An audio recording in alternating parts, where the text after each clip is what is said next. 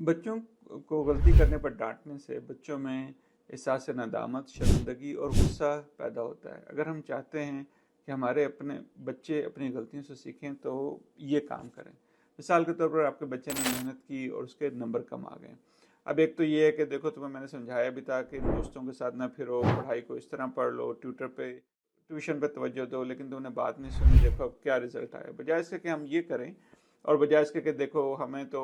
बिल्कुल कोई सहूलियात भी नहीं थी, हम तो इतनी दूर दूर जो है पैदल जाके स्कूल जाते थे, तुम्हारे वालिदैन कितनी मेहनत कर रहे हैं। बजाय इसके कि ये कहने के आप उससे कहें देखो मैंने देखा है कि तुम मेहनत कर रहे थे और जो तुम चाह रहे थे, जो हम चाह रहे थे, उस तरह रिजल्ट नहीं है, तो अब बताओ अगली दफ़ा किस तरह आप मुख्तलिफ मेहनत करोगे, मुख्तलिफ जो है वो काम करोगे ताकि अच्छे नंबर आ जाएं।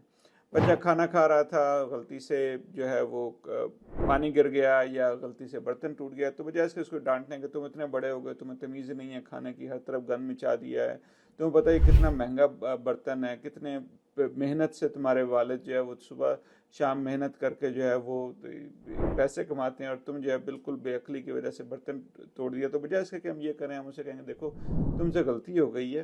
तो अगली दफ़ा एहतियात करोगे और कैसे करोगे ताकि इस तरह की दोबारा हरकत ना हो जाए। तो जब बच्चे ये देखते हैं कि देखो गलती भी मेरी है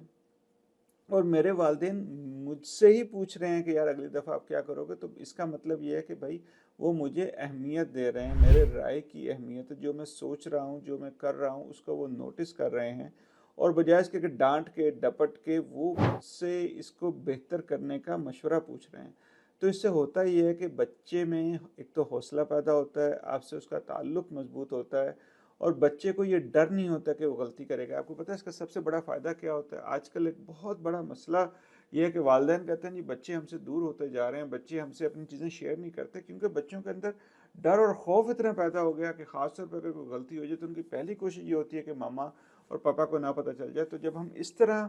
जो है अपने बच्चों को हौसला देते हैं, उनकी रहनुमाई करते हैं, उनको प्यार से समझाते हैं, उनसे पूछते हैं, तो फिर बच्चों को अपनी गलतियाँ छुपाने की ज़रूरत नहीं होती, बल्कि बच्चे अपने वालिदैन से अपनी गलतियों को शेयर करते हैं, फिर उनका जो तजर्बा है उससे वो सीखने की कोशिश करते हैं। और आपके ख्याल में असल तो